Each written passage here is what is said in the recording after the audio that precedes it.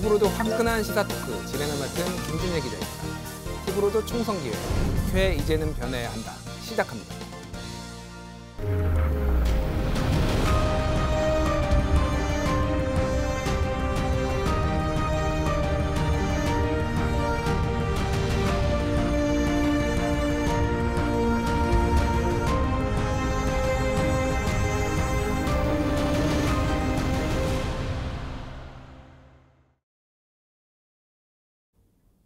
화끈한 시사 토크는 총선을 앞두고 국회 이제는 변해야 한다를 통해 대한민국 국회의 문제점을 진단하고 변화의 방향을 모색하고 있습니다.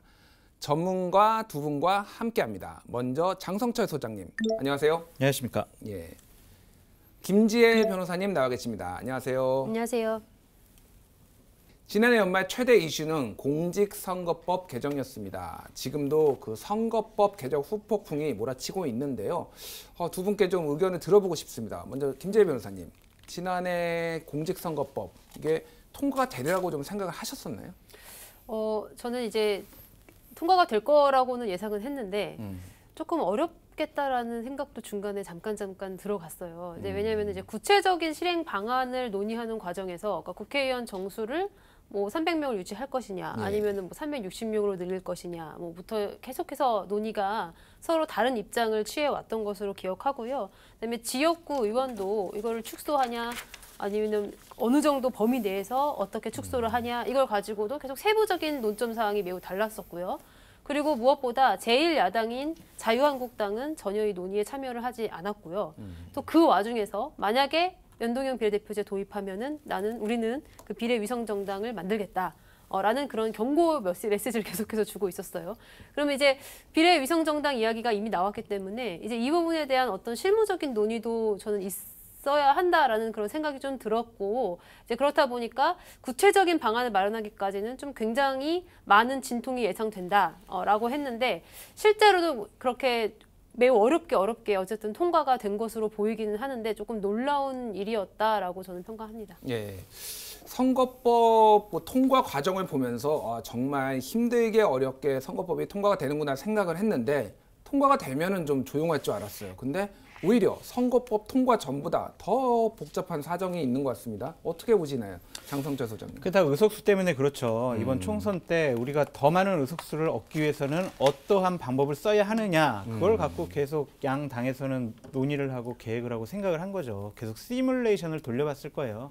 그래서 일찌감치 그 한국당, 그 미래통합당 같은 경우에는 비례성 정당을 만들었고, 뭐 우리 더불어민주당 같은 경우에는 코로나19 사태가 확산되고 마스크 대란이 일어나니까 아무리 생각을 해봐도 자신들이 일당이 될 수가 없다. 그렇기 때문에 비난을 잠깐 받더라도 위례 정당을 만들자. 그렇게 결심을 해서 지금 비례위성 정당을 만드는 것 같고 티격태격 싸우고 있습니다. 그렇군요. 자, 총선이 한 달여 남았는데 아직도 어느 정당이 지금 나왔는지, 공약은 뭔지 아직도 혼돈스럽고만 합니다. 그래서 저희가 오늘은 선거법과 관련해서 이번 총선이 어떤 변화가 있는지, 그리고 우리 시청자 여러분들, 유권자 여러분들이 어떻게 선거에 임해야 되는지 자세히 하나씩 짚어보려고 합니다. 먼저 VCR 보고 얘기를 나눠보도록 하겠습니다. 지난해 말 국회를 뜨겁게 달궜던 패스트트랙, 여야의 뜨거운 감자였던 선거법 개정안은 공수처 설치법과 함께 4+1 협의체의 공조로 본회의를 통과했습니다. 선거법 개정안의 핵심 내용은 준연동형 비례대표제와 만 18세 선거권 연령 하향, 이 가운데 준연동형 비례대표제는 47석의 비례의석 가운데 30석의 캡을 씌워 정당의 득표율과 연동률 50%를 적용하는 게 골자입니다. 선거법 개정 이후 총선의 변수는 이른바 거대 정당의 위성정당인 비례정당의 창당 여부와 비례대표 전략 공천, 문재인 정권 심판의 대의 앞에 단일 대우를 구축해야 합니다. 지역구 선거에서 압승을 거두고 비례 의석도 극대화하는 방안을 적극 모색해야만 합니다. 하지만 중앙선관위는 노골적인 전략 공천을 불허했고, 또 정당법에 따라 이미 있는 당의 이름과 비슷하면 받아주지 않도록 돼 있다는 정당법의 근거를 들어 특정 당명에 제동을 걸은 바 있습니다. 우여곡절 끝에 비례정당을 만든 야당에 이어 이제 여당이 비례정당 참여 수순을 밟을지 관심사로 떠오른 상황.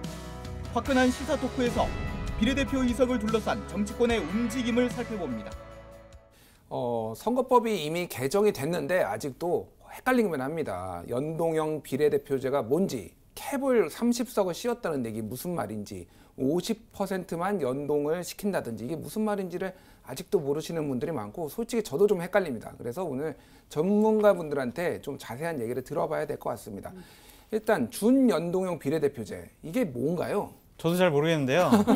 심상정 대표 같은 경우에는 예. 국민들 알 필요 없다 이런 식으로 얘기했지 않습니까? 예, 예. 너무나 복잡하고 전 세계에서 우리나라가 유일하게 하고 있는 선거법이에요. 전 세계에서 유일하다고요? 유일합니다. 준연동형 비례대표제는 예. 유일해요. 그러니까 연동형 비례대표제를 하는 국가는 있는데 거기다 아까 30% 캡을 씌우고 예. 50%만 인정해주는 그런 준연동형은 우리나라가 처음이거든요. 예. 그러니까 연동형 비례대표제라는 것은 무엇이냐면 의석수하고 정당 득표율하고 서로 연동을 하는 거예요. 예. 그러니까 서로 뭐라고 해야 되나 이제 얼마나 얻었는지 그것을 서로 이제 계산을 하는 건데. 그러니까 정당이 이를테면은 10%를 얻었으면은 전체 의석수의 10%를 준다라는 게 이게 연동형 비례대표제로 제가 알고 있거든요. 그렇죠. 예. 근데 그거에 이제 준연동형 비례대표제라는 건 뭐냐면 거기에 10석이라면 50%만 인정해준다. 예. 5석만 인정해준다라는 것이 준연동형 비례대표제입니다.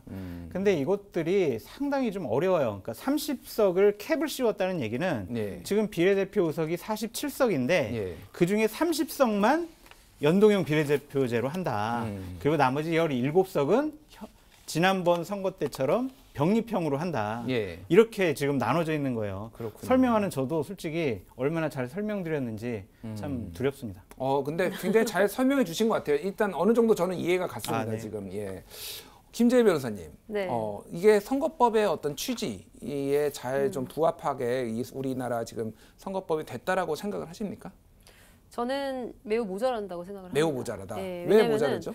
일단은 목표 자체가 사표 방지고 그다음에 또 민심을 정확하게 반영한다라는 것이 이제 바로 이 연동형 비례제의 목표인데 그거를 달성하기에는 너무 의석수가 적어요. 그러니까 연동형 비례로 들어갈 수 있는 의석수가 30석이다라는 예. 거는 좀 굉장히 과소하고 만약 그 30석 가지고 과연 민심이 제대로 반영될까 조금 의문인 그런 수준인데 그러니까 애당초 처음에 정의당이 냈던 것처럼 그 의석수를 360석 정도로 늘리고 한번 시도를 해봤으면은 뭔가 좀 달라졌구나라는 거를 체감할 수 있었을 텐데 예. 그래서 이 30석을 가지고 지금 온갖 꼼수가 다 나오고 있는 이런 또 판국을 보면 결과적으로는 이번 선거제는 실패했다.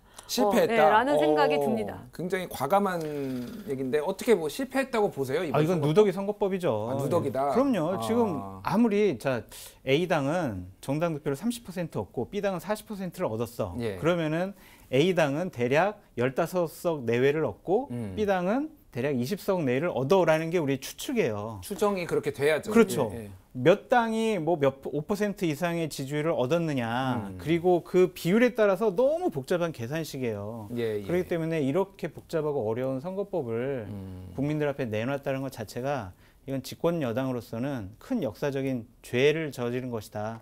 저는 그렇게 말씀드리고 싶어요. 죄를 저질렀다까지 생각을 하시는 거예요? 그럼요. 그럼 아예 바꾸지 말았어야 된다 그렇게 생각을 하세요? 그럼요. 선거법은 단순해야 돼요. 그래야 국민들의 표심이 정확하게 나타납니다. 국민들은 생각을 하죠. 투표장 들어가서 내가 정당은 후보는 여기 찍고 정당은 여기 찍고 여기 찍을까? 이렇게 생각하게 하는 선거법이 어디 있습니까? 지지하는 정당 그리고 지지하는 후보 단순하게 찍어야죠. 알겠습니다. 일단 근데 우리가 현실이 됐어요. 어쨌든 이거를 가지고 우리가 선거를 치러야 되고 우리 국민분들, 유권자분들이 헷갈리니까 좀 저희가 설명을 해야 될 것 같아요. 네. 자, 한번 가정을 좀 해볼게요, 변호사님. 네. 한 정당이 정당 득표율이라고 하죠. 30%를 얻었어요. 네네. 그리고 지역구 당선자는 70명을 배출을 했다. 우리나라 이제 300석을 기준으로 얘기를 하는 겁니다. 네. 70석을 배출했다. 그러면 비례 의석을 몇 석을 이게 가져가게 되는 건가요? 현행 제도에서는. 이게 너무 어려워가지고 최근 보니까 계산기까지 등장을 했더라고요. 계산기까지. 네. 예. 근데 이게 사례가 그 지금 있는 정당들 A당, B당, C당, D당 뭐 이런 식으로 실제로 이제 시뮬레이션을 좀 디테일하게 넣어봐야지 정확한 계산이 나오게 되는데요. 예, 예. 일단 지금 사례로 들어주신 거는 30%의 예. 90석을 가졌다는 거죠. 그러니까 300석, 총 의원수 300석이잖아요. 예, 예. 그중에 30%면은 우리는 90석이다. 90석. 이렇게 바로 산술적인 계산이 나오죠. 10%가 30석이니까. 그렇죠. 300명의 10%면 30석. 그러니까 30%면 90석. 네, 그렇죠. 그렇습니다. 예. 그런데 지역구 당선자가 70명밖에 안 나왔어요. 그러면 90석을 채워야 되는데 지금 70명밖에 안 나왔으니까 20석이 더 있어야 되는 거잖아요. 아. 이 정당 같은 경우에. 예, 예. 근데 그 20석의 절반인 10석을 그래서 이 비례 연동 배분으로 준다라는 그런 취지거든요. 그렇군요. 예. 근데 이제 만약에 정당 비례 득표 비율은 뭐 10%인데 그러면 이제 30석이잖아요. 근데 그보다 더 초과하는 지역구를 확보를 한 정당이 있다면 예. 그 정당은 이제 연동 배분을 받지 못합니다. 아, 연동 배분을 받지 못한다. 예. 그러니까 그 이미 예. 자기 10%니까 30석이면 되는데 예를 들어서 30석을 초과해서 막 40석을 받았다라고 하면은 이미 그 30석을 초과해서 의석수를 확보한 거잖아요. 예. 이제 그렇기 때문에 이제 연동형 비례는 이제 받지 못하는 그런 상황이 되는 거거든요. 그래서 굉장히 구체적으로 계산을 해보기 전에는 바로 직관적으로 다가오지는 않는다라는 그런 단점은 있어요. 그렇군요. 근데 그렇지만 독일 연동형 비례대표제도 마찬가지예요. 계산이 예. 매우 복잡합니다. 그래서 계산이 반드시 계산이 복잡하다는 이유만으로 나쁜 제도라고 볼 수 있을 것인가? 저는 이제 그거는 좀 아니라고 생각하는데 다만 이제 민심을 정확하게 반영하느냐 결과적으로 그 측면에서 보면은 아까 말씀드렸듯이 너무 이제 과소한 정도가 아닌가라는 생각이 듭니다. 그렇군요. 제가 잠깐만 네, 설명시켜 드릴게요. 예, 예. 그러니까 이거 지역구에 후보를 낸 정당이 비례 후보자까지 내겠다라는 게 지금 양당이 아니에요. 예, 양당은 예. 지금 우리는 지역구 후보만 내고 비례 정당을 따로 만들기 때문에 예. 지역구 의석은 생각하지 많은 게 맞아요. 아, 그렇군요. 그러니까 그냥 우리가 만든 비례 예를 들면 비례 한국당이 정당 득표를 30% 얻었으면은요. 예. 90석 중에 이렇게 계산해 보면 결국에는 한 15석 내외 얻는다. 그리고 비례 민주당이 40%의 정당 지지를 얻었으면 예. 대략 한 20석 얻는다. 이렇게 간단하게 생각하는 게 좋습니다. 그렇군요. 지역구랑 연동을 하면 이거는 지금 현재 다 비례 위성정당 만들겠다고 했고 국민들께서 알아듣기 너무 힘드실 거예요. 그렇군요. 네. 일단 근데 우리가 예전에 뭐 직관적으로 내가 지지하는 후보 찍고 지지하는 정당 찍었잖아요. 근데 이 정당이 몇 퍼센트 뭐 몇 석을 가져갈지를 고민은 안 했잖아요. 지금도 그냥 그렇게 찍으면 되는 거 아닌가요? 그럼 맞아요. 그러니까 예. 예전처럼 똑같아요. 그러니까 내가 지지하고 싶은 후보자한테 한 표 주고 그다음에 내가 지지하는 비례정당에다 한 표 찍고 예. 이렇게 하시면 될 것 같아요. 간단하게 말씀드립니다. 간단하게 그렇게 네. 어쨌든 네. 알겠습니다. 어쨌든 이름은 예. 준연동형인데 준연동형이 아닌 거죠. 준연동형은 아니고 준연동형 정도 되는 겁니까? 그러니까 지금? 결과적으로는 예전에 한때 그런 적이 있었잖아요. 그러니까 그 지역구 후보 따로 뽑고 그다음에 정당 그 투표 따로 하고 그러니까 그거랑 똑같은 걸로 돌아갔다라고 보면 될 것 같아요. 그렇군요. 알겠습니다. 자, 애초에 지금 우리가 선거제도를 바꾸자고 한 거는 사표가 나오기 때문에 네. 어떻게 보면은 뭐 국민들의 의사를 정확하게 전달하기 위해 연동형 비례대표제, 특히 이제 독일식 연동의 비례대표제를 도입을 한 건데 여러 가지 제약이 생긴 건데 그렇다면은 앞으로 지금 이번은 그렇다고 치고 앞으로 만약에 선거법을 개정을 해서 독일식 연동형 비례대표제로 갈 수가 있다. 그리고 가는 게 바람직하다라고 보시나요? 어떻게 보세요? 없어요. 그렇게 가는 것도 바람직하지가 않아요. 바람직하지 왜냐하면 않다. 독일식으로 하려면 우리나라 권력 구조가 먼저 개편이 돼야 돼요. 대통령제 하에서 이런 연동형 비례대표제를 도입하는 나라가 없어요. 그러니까 저는 계속 이것은 잘못된 선거법이다라고 말씀드리는 겁니다. 예. 그렇기 때문에 자 우리나라 현재 제도 독일식으로 갈 거냐 이런 식의 가정이 성립하지 않아요. 가정이 그러니까 성립하지 않는다. 둘 중에 하나예요. 이제 21대 국회가 되면 준연동형 비례대표제 선거법을 과감히 폐기하고 대통령제에 맞는 선거법을 도입을 할 것이냐라는 것 아니면 좋아 준연동형 비례대표제 선거법이 도입이 됐으니 권력구조 개편해서 대통령제 하지 말고 내각제로 가자. 이 둘 중에 하나를 하지 않으면은 양복상의에다가 잠옷 입고 예. 등산하는 거랑 똑같아요. 그렇군요. 아주 어울리지 않는 거거든요. 그러니까 우리가 독일식이 너무 좋다, 뉴질랜드식이 너무 좋다 이런 식의 접근 방식은 옳지 않은 것 같고요. 일단은 권력구조 개편을 해야 한다. 전 그렇게 말씀드려요. 한국식 민주주의, 뭐 한국식 선거제도 할 수도 있는 거 아닌가요? 어떻게 보세요, 김재희 변호사님은? 저도 대통령제가 유지되는 한은 아, 그래요? 네, 별 소용이 없을 그렇군요. 거라는 그런 생각이 예, 드는데 예.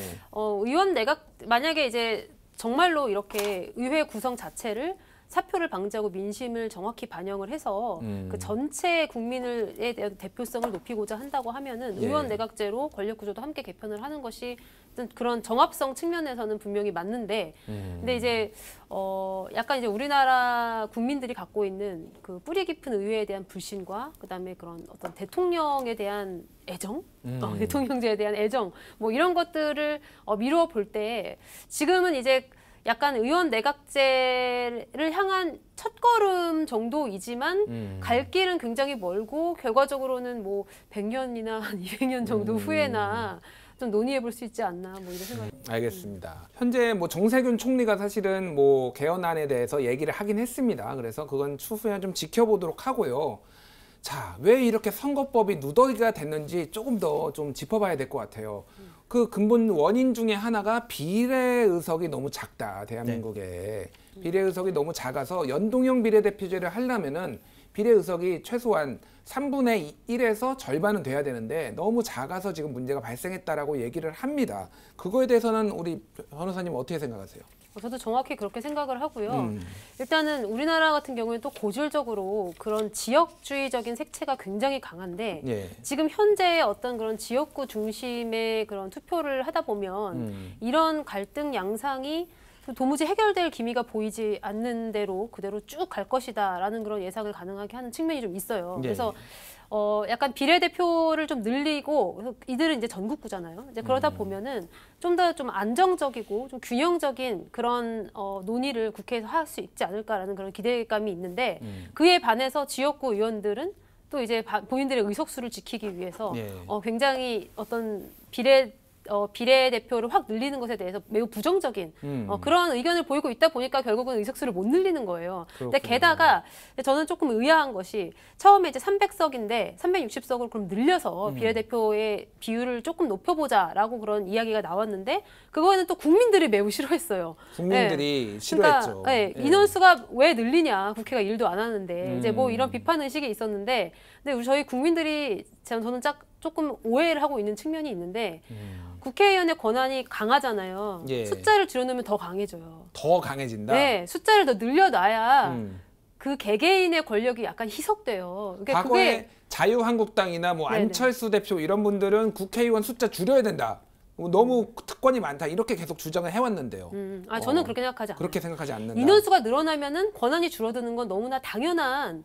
그러니까 대통령의 권한이 강한 거는 우리나라에 딱 한 명이 있기 때문이에요. 그런데 굉장히 많은 숫자의 어떤 집단은 그만큼 개개의 권력은 줄어들 수밖에 없어요. 저는 오히려 국회의원을 숫자를 늘려놓는 것이 그 개개인의 어떤 국회의원이야라는 그런 특권 측면에서는 오히려 그거를 감소시킬 수 있다라고 생각을 하거든요. 이제 그러면서도 민심이 정확히 반영될 수 있다면 저는 360석이 아니라 그보다 더 늘릴 수도 있다라고 생각을 해요. 근데 국회의원 개개인에게 지출되는 어떤 세비라든지 뭐 예. 그런 게 아까워서 민주주의를 포기한다? 이건 저는 있을 수 없는 일이라고 생각을 하는데 대다수의 국민들이 너무나 여론상 예. 매우 국회의원 정수 늘리는 거에 매우 안 좋았기 때문에 어쩔 수 없이 지금 현재에 이거를 채택할 수밖에 없었던 상황인데 저로서는 조금 안타깝습니다. 그렇군요. 저는 소장님, 김재 변호사님의 말에 그 반은 동의를 하고 반은 동의를 하지 않아요. 그러니까 예. 안철수 대표의 말보다 김재 변호사님의 말이 맞아요. 맞다고요? 축소하면은요 예. 권한이 강해져요. 권한이 강해진다. 예, 늘려놓으면은 권한이 예. 더 분산되는 건 맞아요. 예, 그래서 예. 김재 변호사님 말씀을 잘하셨고 제가 이제 동의하지 않는 거는 이 국회의원을 늘리는 것 자체가 기본적으로 불가능하다. 불가능하다. 잘 설명해 주셨듯이 비용이 많이 들고요. 예. 그다음에 국민적인 반감이 너무 심해요. 그렇군요. 의원 한 명 늘리면요. 1년에 10억 들어갑니다. 본인의 연봉과 9명의 스텝이 있거든요. 예. 그 사람들의 인건비, 그다음에 운영비 이런 것들 다 합쳐보면 1년에 10억 들어가요. 예. 그러면은 대략 10명만 늘려도 100억이 더 들어갑니다. 예. 그런 것들을 국민들이 받아들일 수 있을까? 그리고 매일 우리 손가락질 하잖아요. 저희들은 일은 안 하고 맨날 논다고. 우리 저번 방송에서 그렇게 얘기했잖아요. 그 얘기했었죠. 왜 국회는 일 안 하느냐. 그런데 갑자기 또 의석을 한 60명 더 늘리면 돈만 더 들어가고 일하는 사람들 늘어났으니 이거는 더 지탄받을 수밖에 없죠. 그러니까 의원 정수는 늘어날 수가 없다. 그 안에서 우리가 어떤 현명한 해법을 찾아보자. 이것이 더 현실적이라고 생각합니다. 그렇군요.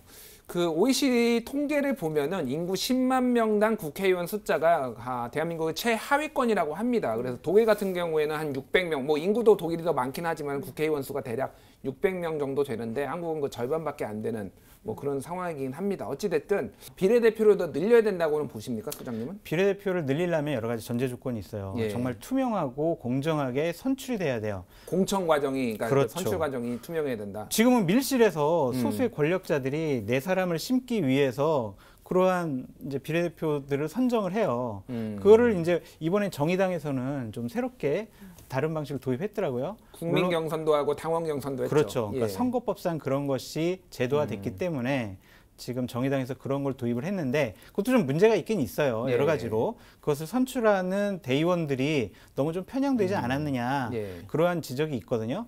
그렇지만 그렇게 공개적이고 투명하게 비례대표를 뽑는다는 것 자체는 앞으로 나가야 될 올바른 방향이라고 생각합니다. 그렇군요. 비례대표가 늘어나면은 대한민국 정치, 국회가 어떻게 좀 변화할 수 있으리라고 우리 변호사님은 생각하십니까? 저는 이제 아까 말했던 그런 지역주의적인 그런 부분이 개선이 된다라고 하면은 충분히 가치가 있다. 라는 그런 생각을 하는데 너무들 싫어하시니까 어쨌든 비례대표도 또 늘어나면은 또 약간 이제 정당 중심주의 투표를 하게 되는데 예. 약간 이제 그런 비판을 하는 분들이 있어요. 그 어떤 개개인의 정치인의 어떤 인물 됨됨이보다 이 정당 지지하는 정당 위주로 투표를 하는 것이 오히려 약간 정치 제도의 발전을 막는 것 아니냐라는 예. 것인데 그 처음에 이야기했듯이 어떤 공천제도라든지 아니면 당내 민주주의가 충분히 확보된 상황에서 국민들이 지지정당을 선택해서 의원의 숫자를 채운다. 이거가 가장 저는 바람직하고 이상적인 그런 모습이라는 생각은 들거든요. 근데 왜냐하면 오히려 이렇게 군 단위나 이렇게 더 작은 그런 지역 선거일수록 정책이나 정강 뭐 이런 것보다도 그 인물과 얼마나 친하냐. 이제 이것이 거의 선거를 좌우하게 되는 그런 모습을 많이 봤어요. 그렇기 때문에 반드시 뭐 정당을 보고 투표를 한다고 해서 그것이 뭐 민주주의에 반한다 이렇게 볼 수는 없을 것 같고요. 그래서 정당에 비례되는 비례대표를 이제 확대시키면은 그만큼 정당들 입장에서도 그 비례대표를 양산하기 위한 자체 나름대로의 그런 시스템을 갖추고 또 이제 많은 청년 정치인들이나 뭐 소수자 정치인들을 양산해 낼 수 있고요. 그리고 또 비례대표 하면은 그것도 있죠. 그 소수 정당들. 네. 소수 정당들이 그래도 어느 정도의 지분을 가지고 있다고 하면은 원내 진출할 수 있는 그런 기회를 줄 수도 있고 여러모로 좀 선진적인 제도라는 그런 생각을 합니다. 알겠습니다. 김주희 변호사님 예. 아주 설명 잘 해주셨는데 저는 좀 현실적으로 설명해 드릴게요. 현실적으로. 네. 근데 현실 좋아하세요, 참. 아니 왜냐면은 현실과 이상은 좀 조화롭게 예, 돼야 되잖아요. 예, 예. 비례대표 의원이요 국회 내에서 의원 취급 못 받습니다. 아, 그래요? 네, 지역구 의원들이요 비례대표 의원들을 상당히 무시해요. 왜 무시하나요? 무시하냐면 이유는 뭐냐면요. 나는 지역에서 공천받기 위해서 얼마나 노력을 많이 했고 지역 다니면서 선거운동 하느라고 얼마나 고생을 많이 했는데 그런 다른 당과의 경쟁을 통해서 나는 배지를 달았는데 너희들은 결국엔 무임승차했다. 네, 그렇죠. 아니 이런 치열한 선거전을 치러보지도 않은 사람이 과연 당시 정치인이냐 그러한 이제 한 수 좀 깔고 보는 그런 게 있어요. 예, 예. 결론적으로 보면 이분들은 정치력이 없어요. 정치를 안 해봤으니까. 예. 그럼 상임위원회에서 본인의 전문적인 역량을 발휘해야 되는데 그것도 각 당의 상임위원회에는 간사, 뭐 대표들이 있잖아요. 그분들의 말에 더 휩쓸릴 수밖에 없다. 현실적으로. 그래서 그렇군요. 비례대표 의원이 여러 가지 의정 활동하는 것 자체가 상당히 힘들어요. 늘리는 거를 반대하시는 건가요, 그러면? 제가 늘린다고 해봤자 뭐 늘어나지도 않을 거고 우리나라 현실은 늘어날 수가 없기 아니 때문에. 그런데 지금 말씀하신 그 부분은 예. 비례대표 수가 적기 때문에 생기는 문제예요. 아, 그렇군요. 네, 왜냐면 비례대표 의원이 국회의 절반을 차지한다고 절반을 하면 차지한다. 누가 그들을 무시할 수 있겠어요? 150명이 국회 네, 비례대표다. 아. 그렇죠. 근데 저는 그 두 가지 좀 반박할 예. 점이 있는데 그 150명 예를 들면 150명의 비례대표 의원을 누가 선정합니까? 결국엔 각 당의 지도부가 선정을 해요. 그리고 그 비례대표 의원들이 연합을 하지도 않죠. 왜냐하면 각 당으로 갈라져 있기 때문에. 예. 그렇기 때문에 이것은 또한 만약에 국민들께서 자 우리 비례대표 의원 의석수 중에 비례대표 의원 반을 비례대표로 한다. 의석수 중에 반을 비례대표로 한다. 그러면 아마 들고 일어나실 거예요. 아니 내가 직접 우리 지역의 대표를 내가 내 손으로 뽑아야지 왜 니들이 뽑아? 이런 식으로 해서 아마 폭동이 일어날 수도 있습니다. 그렇기 때문에 이건 불가능한 제도예요. 도입될 수가 없어요. 예, 여러 가지 현실론과 또 이상론이 약간 충돌했던 지점이 있는데 비례의원들이 의정 성적표를 매겨보면 대체적으로 높게 나오는 건 사실이에요. 그러면 의정 활동을 열심히 했다라는 건데 또 막상 우리 소장님 말씀하셨듯이 비례의원을 대폭 늘리겠다라고 하면은 국민들이 또 반대를 할 수도 있고. 근데 재밌는 거를 제가 봤는데 역대 지금 시간이 지나면 지날수록 비례 의석이 줄어들었더라고요. 저는 이게 늘리는 방향이 아니라 1988년에는 75석이었는데 비례 의석이 지금은 47석으로 전체 25%에서 16%로 줄어들었습니다. 이거는 굉장히 의미심장한 것 같아요. 어쨌든 비례가 오히려 줄어들었다라는 거는 비례가 제 역할을 못해서일 수도 있고 아니면은 비례의 가치를 인정 안 해서일 수도 있고 그렇잖아요. 비례대표 의원분들의 가치는 분명히 있어요. 의정활동도 잘하시고 하지만 국민들께서는 본인의 직접 손으로 의원들을 뽑고 싶어 하는 부분이 있다. 소능감이 더 있기 때문에 지역구 그렇죠. 선거가. 아니 그렇죠. 저 사람 마음에 안 들어. 저 사람 다음에 찍지 말아서 떨어뜨려야지. 이런 것에 대해 이렇기 때문에 투표를 하고 선거를 하는 거거든요. 국민들께서 이 부분은 반대할 거고요. 비례대표 의원들이 왜 의정활동에서 두각을 나타내고 왜 우수한 줄 아세요? 왜냐면은 지역에 안 다녀도 되니까. 그렇죠. 그냥 국회에서만 일하면 돼요. 근데 다른 지역구 의원들은요. 민원 오는 거 다 받아야죠. 주말에 가면은 체육대회 다 나가야죠. 저녁에 가면은 또 술 한 잔 먹어라 그러면 술도 한 잔 드셔야 되죠. 이렇잖아요. 예를 들면 황교안 대표가 작년에 여름부터 겨울까지 장애 집회 많이 했잖아요. 지역구 의원은요. 지역에서 당원들 막 모집하고 다 됐고 이제 서울까지 올라와가지고 장애 집회 참여해요. 비례대표 의원은요 혼자 가면 돼요. 그렇기 때문에 그러한 업무상의 스트레스와 그 업무 영역 그다음에 그 한도가 너무 차이가 나요. 그러니까 비례대표 의원이 의정활동에서 우수한 성적을 받는다. 이것은 자랑스러운 게 아니라고 생각합니다. 알겠습니다. 아니 근데 일하는 국회를 원한다면서요. 네, 일하는 국회를 원한다고 하면은 일 열심히 하는 비례대표 의원을 늘리는 것도 괜찮죠. 그리고 이제 아까 말했듯이 정치력 문제인데요. 어떤 그런 소수 집단을 대표하는 그런 사람들이 정치력이 많이 부족하다라는 거는 그 다수 집단이 그동안 모든 사회적인 자본과 시스템을 장악하고 있기 때문인 거죠.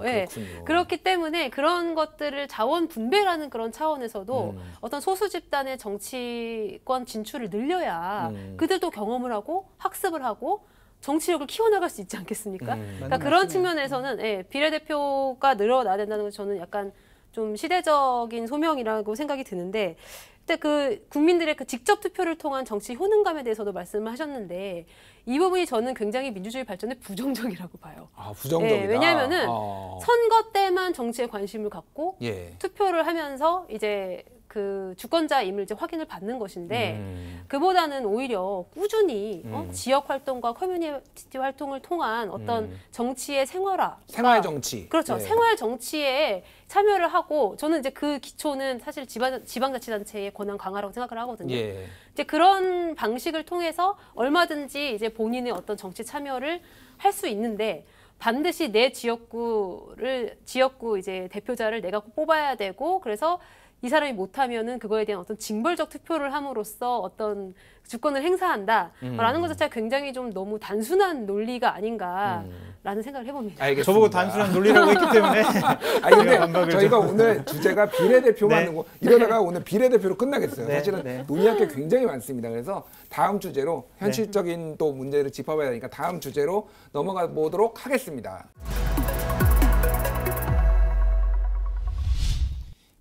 선거법은 개정이 됐고 이제 선거가 한 달여 앞으로 나온 상황입니다. 먼저 VCR을 보시고 저희가 다시 얘기를 나눠보도록 하겠습니다. 선거법 개정은 새로운 선거 전략을 만들었습니다. 선거가 한 달이 앞으로 다가온 시점, 각 정당은 지역구 불출마, 비례 집중의 전략으로 새로운 선거 판도를 구축 중입니다. 선관위 허가를 통해 비례정당을 안착시킨 미래통합당과 20, 30대 중도 표심을 누리는 국민의당. 여당은 연합과 야합 사이에서 찬반 경론이 뜨거운 비례연합정당의 참여 여부가 초미의 관심사였지만 참여 방향으로 가닥이 잡히는 상황. 여기에 비례의석을 노린 각양각색 정당들의 투사표까지 가늠하기 어려운 21대 총선의 기상도를 분석합니다. 예, 위성정당, 비례정당 참 처음으로 들어보는 용어들인데요. 이번 선거에 가장 큰 변수가 지금 된 것 같습니다. 이거를 우리가 어떻게 봐야 될지 일단 좀 의견을 들어봐야 될 것 같은데요. 청선정 소장님, 이게 지금 선거에 이번 21대 총선의 가장 큰 변수라 제가 얘기를 했는데 맞습니다. 이게 맞나요? 맞습니다. 그렇군요. 왜냐하면 비례정당을 만드느냐 안 만드느냐에 따라서 총선 후에 제1당과 제2당이 갈릴 수 있다라고 봐요. 예. 만약에 30% 정도의 정당 지지율을 미래통합당이 받고 그다음에 더불어민주당도 받았는데 예. 더불어민주당은 비례정당 안 만들었어요. 예. 그러면은 30% 정당 득표를 받으면 아까 말씀드렸듯이 15석 내외의 비례의석을 가져갈 수 있거든요. 예. 이 차이가 결국에는 원내 제1당과 제2당을 가를 수 있다. 원내 제1당이 된다는 것은 큰 의미가 있어요. 국회의장을 차지할 수가 있어요. 예. 만약 야당에서 국회의장을 차지하면요. 하반기 문재인 정권에서 추구하고자 하는 입법안 같은 경우에 4+1 아무리 본인들이 그런 연합 어떠한 모임을 만들어도 절대로 통과시킬 수가 없다. 그렇기 때문에 이 비례 위성정당 만드느냐 안 만드느냐가 이번 총선에 가장 큰 커다란 어떤 영향을 끼칠 것 같고요. 안 만들면 바보예요.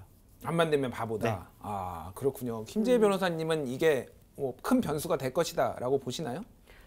저는 일단은 민심의 방향이 이 비례 예.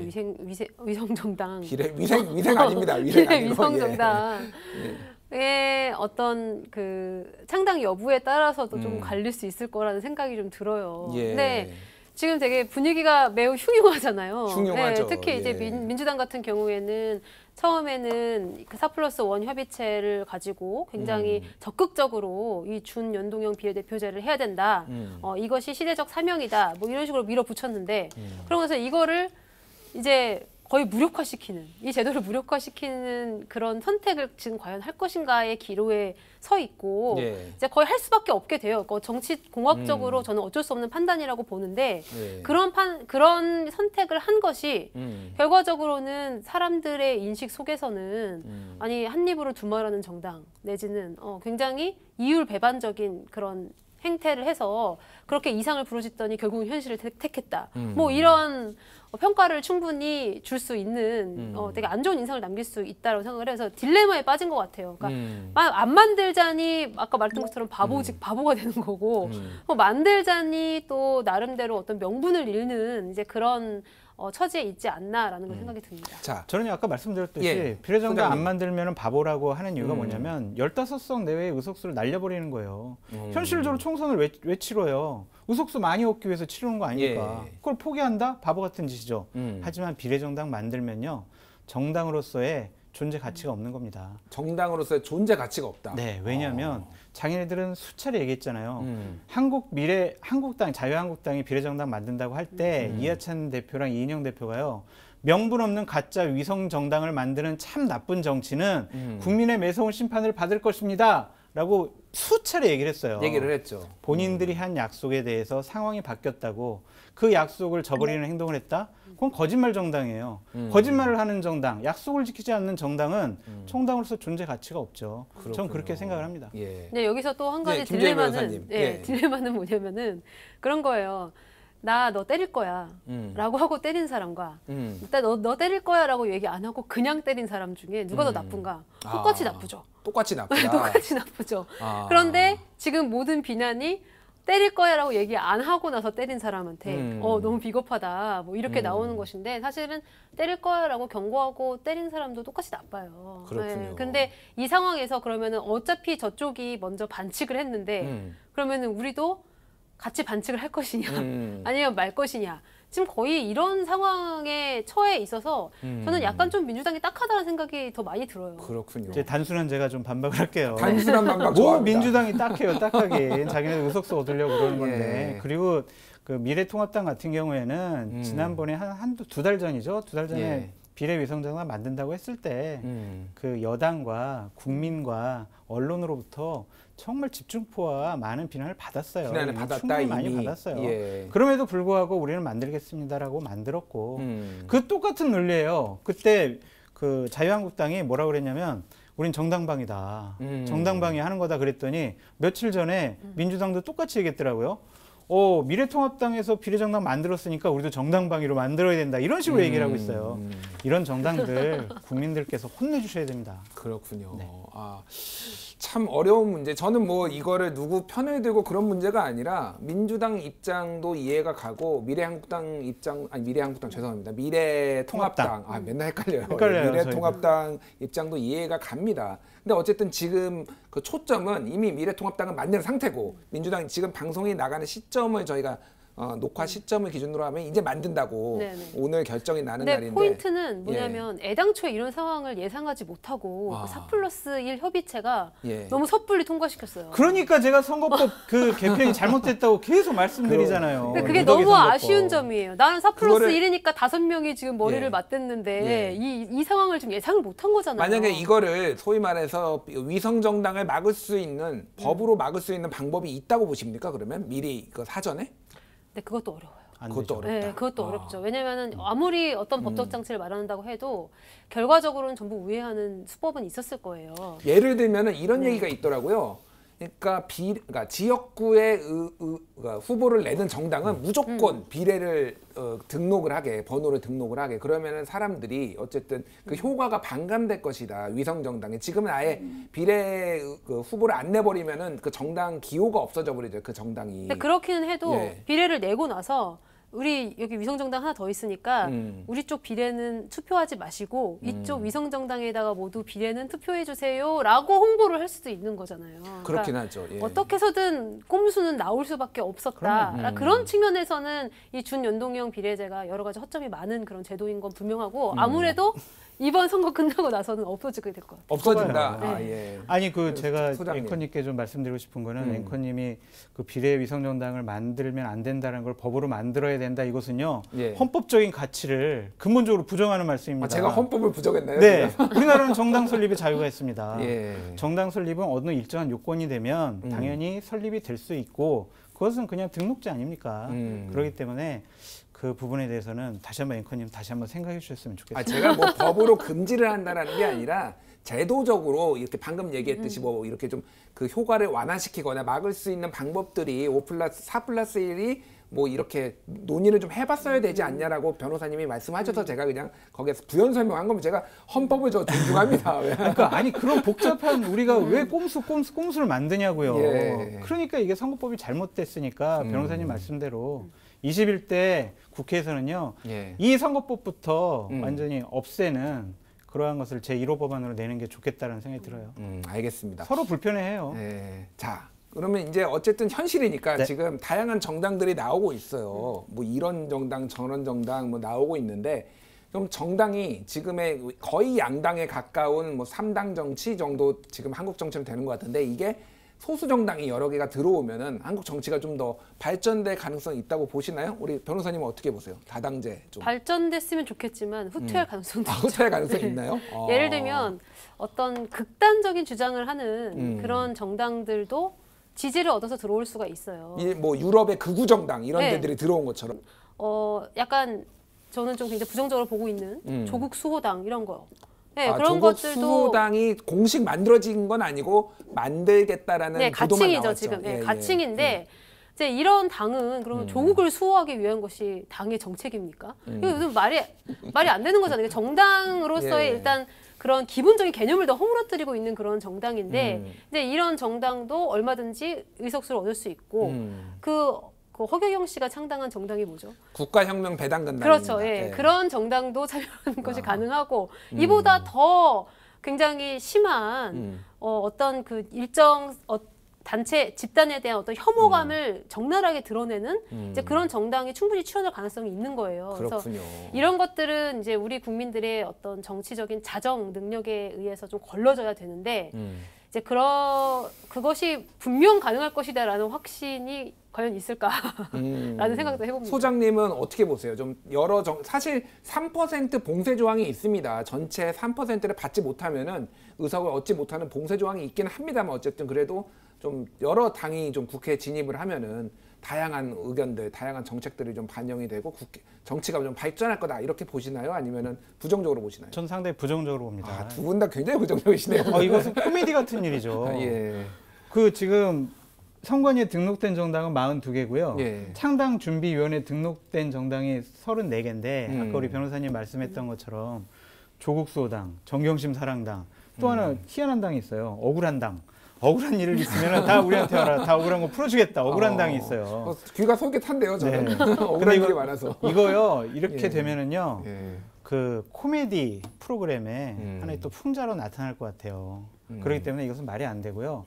민주주의의 근본 원리는 견제와 균형입니다. 예. 대통령제는요. 강력한 대통령을 견제하기 위해서 강력한 야당이 있어야 돼요. 그래야 견제와 균형이 이루어지죠. 대통령제를 그대로 두고 다당제로 한다? 그러면은요 대통령이 본인의 권력을 무한대로 확대할 수 있습니다. 그렇기 때문에 이 부분만큼은 권력 구조를 개편하든지 이 선거제도를 개편하든지 둘 중에 하나가 꼭 이루어져야 된다고 말씀드립니다. 그렇군요. 참 잘 해보려고 선거제도를 바꿨는데 이게 중간에 뭐 소위 말해서 누더기가 되면서 오히려 부작용들이 커지는 지금 상황입니다. 그래서 어찌됐든 선거는 현실이고 네. 우리 유권자분들이 현실적으로 잘 판단을 해서 투표를 해야 되는 상황이 된 것 같습니다. 자, 다음 주제로 넘어가겠습니다. 이번에 선거법이 사실은 이 준연동형 비례대표제만 있는 게 아니라 선거 투표 연령 하한, 그러니까 내린 게 인하가 있습니다. 그래서 원래 만 19세였던 그 선거 투표 나이가 18세로 바뀌었는데요. 네. 이게 지금 어떤 변수가 될지 좀 궁금해요. 저도 굉장히 53만 명 정도가 지금 이번에 새로 투표를 하게 된다고 합니다. 네. 그래서 소장님은 어떻게 보시나요? 큰 변수죠. 예. 왜냐하면 지역구 253개를 53만 명 나눠보면 각 지역구마다 2,000명 정도 돼요. 그중에 예를 들면 한 70%만 투표를 한다고 쳤을 때 예. 1,400명이거든요.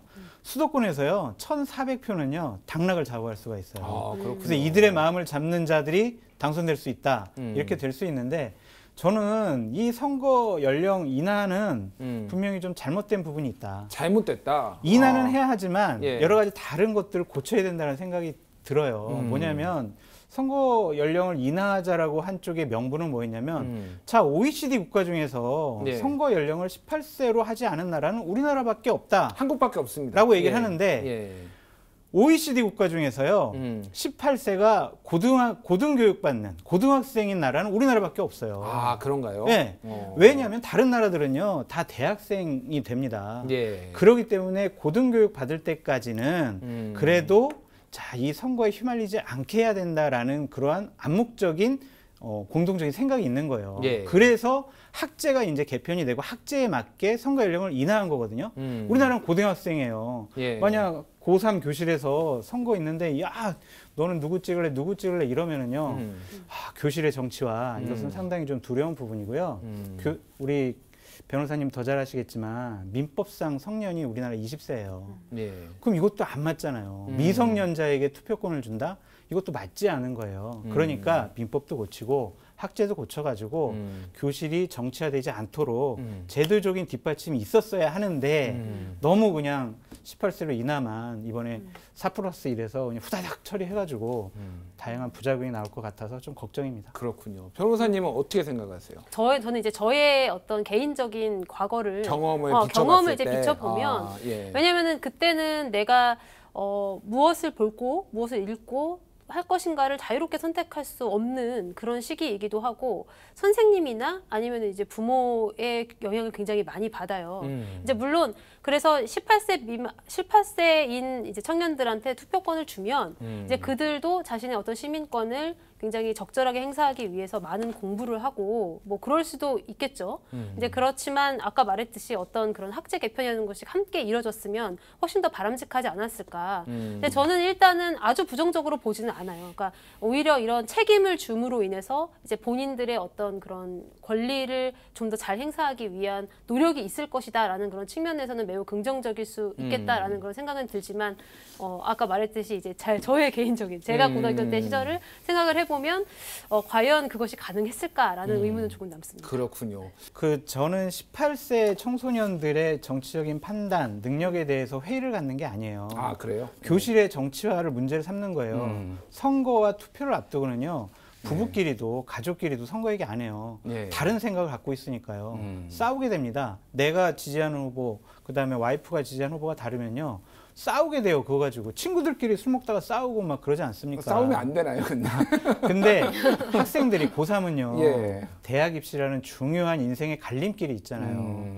혹시 그거에 방해가 될까 봐. 그 선거의 유불리에 따라서 예. 선거의 자기의 판단에 따라서 대학 입시라는 인생 일대의 중대 사안이 회방받을까 봐 그게 걱정이 돼가지고 저는 반대하거나 그러시군요. 학제 개편을 해야 된다라고 말씀드리는 겁니다. 그 충심은 제가 이해를 했는데요. 네. 어찌됐든 변호사님은 어떻게? 저는 일단 제 예. 개인적인 경험에 토대를 한 겁니다. 이게 좀 극단적으로 느낄 수 있는데 예. 저는 대한민국 입시 정책 때문에 음. 굉장히 어려울 거라고 봐요. 아, 왜냐하면은 그래요? 예. 입시 정책이 그거에 모든 것을 올인하지 않고서는 사실은 굉장히 대학 가기가 어려운 그런 무한 경쟁 체제잖아요. 예, 예. 저는 이게 먼저 굉장히 개선이 돼야지 청소년들의 정치 교육도 자유롭게 이루어질 수 있을 거라고 보는데 왜냐하면 하루 종일 교실이나 학원에 어떻게 보면 일종의 호스티지 상태로 있는 거예요. 아. 학생들이.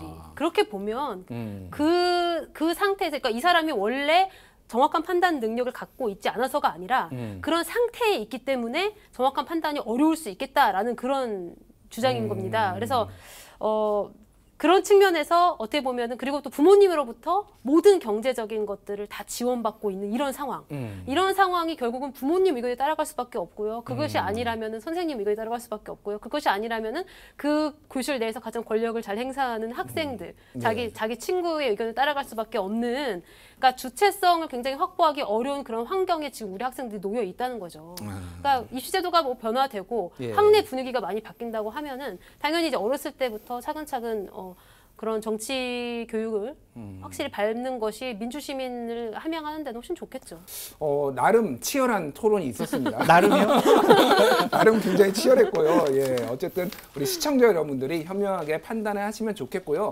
어찌됐든 뭐 제도가 이미 바뀌었습니다. 바뀌었기 때문에 바뀐 제도에 또 적응을 할 필요는 있을 것 같습니다. 자, 마지막으로 네. 선거제도 지금 뭐 불만도 있고 뭔가 문제가 있는 거 맞습니다. 자, 이번은 어쨌든 이렇게 치러야 돼요. 그러면은 앞으로 이 제도가 좀 어떻게 변하면 좋겠다. 어떤 그 방향성에 대해서 각자 하나씩 뭐 좀 말씀해 주시죠. 우리 간단히 소장님. 말씀드릴게요. 준연동형 비례대표제 폐지해라. 폐지해라. 선거법 단순하게 만들어라. 그렇게 말씀드리고 싶어요. 단순하게 만들어라. 네. 그럼 전으로 돌아가면은 뭐 소장님이 원하시는 건 그 이전으로 돌아가면 대통령제 하에서는 그게 최선이다. 그렇게 말씀드려요. 알겠습니다. 우리 김재혜 변호사님. 네, 저도 비례대표를 조금 확대하는 그런 방향으로, 그러니까 연동형을 좀 더 강화하는 방향으로 개선되길 바라는데 지금까지의 어떤 그런 준연동형, 약간 좀 그 제도적 허점이 너무나 많았다. 그래서 이렇게 너무 급하게 일을 처리할 것이 아니라 굉장히 꾸준하고 긴 시간 동안 이제 여러 학계의 의견을 듣고 또 이제 여러 그 정당들의 의견을 또 종합을 해서 지금 뭐 이번처럼 자유한국당이 완전히 뭐 논의에서 배제돼 버리는 이제 이런 상황이 아니라 충분히 수기가 된 다음에 어떤 합의에 의한 그런 제도를 내면 지금처럼 꼼수가 난무하지는 않지 않을까라는 생각을 해봅니다. 알겠습니다. 예. 부족한 점이 분명히 있었던 선거 제도인 것 같습니다. 뭐 여러 의견을 들어봐도 확실히 그건 맞는 것 같고요. 다만 이번 총선 이후로 정치권이 좀 머리를 맞대고 현명한 안을 도출하기를 기대를 해봅니다. 차가운 논리로 뜨거운 토크 이어주신 두 분 감사드리고요. 마지막으로 화끈한 한마디 들어볼 시간인데요. 오늘은 비례대표를 꿈꾸는 분들을 위해서 지금 뭐 500명이 뭐 지원을 했다. 미래한국당에 네. 뭐 어느 당에는 130명 지원했다. 굉장히 말이 많은데 그분들을 위해서 한마디씩 해주시죠. 우리 소장님부터. 꿈도 꾸지 마라. 실력보다 운이다. 운을 더 이렇게 갖춰라. 그렇게 말씀드리고 싶어요. 오늘 정말 원래도 시니컬 하셨는데 오늘은 컨셉이 정말 확실하시네요. 죄송합니다. 시니컬하시네요. 알겠습니다. 아니, 좋아서 그래요. 예, 우리 변호사님. 그래도 저는 이상주의자이기 때문에 예, 그래도 우리는 끊임없이 발전할 것입니다. 라는 말을 해주고 싶습니다. 그렇군요. 꿈도 꾸지 마라, 꿈을 꿔보자. 두 분이 전혀 반대되는 말씀을 해주셨습니다. 알겠습니다. 오늘 화끈한 시사 토크 선거제도에 대해 알아보았습니다. 국회가 민의의 전당이 되기 위해선 선거제도 넘어 국민에게 필요한 정치의식에 대해서도 생각해보는 시간이 되기를 바랍니다. 준비한 내용은 여기까지입니다. 시청해주신 여러분 감사합니다.